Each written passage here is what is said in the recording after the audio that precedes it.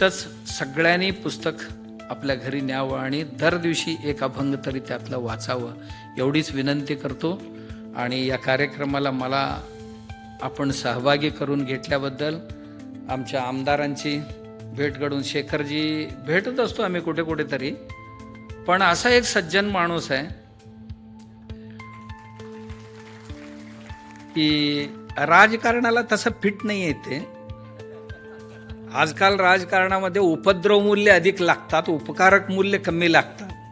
आणि हे बिचारे तसं उपद्रव मूल्य नसलेले, उपकारक मूल्य असलेले व्यक्तिमत्व आहे.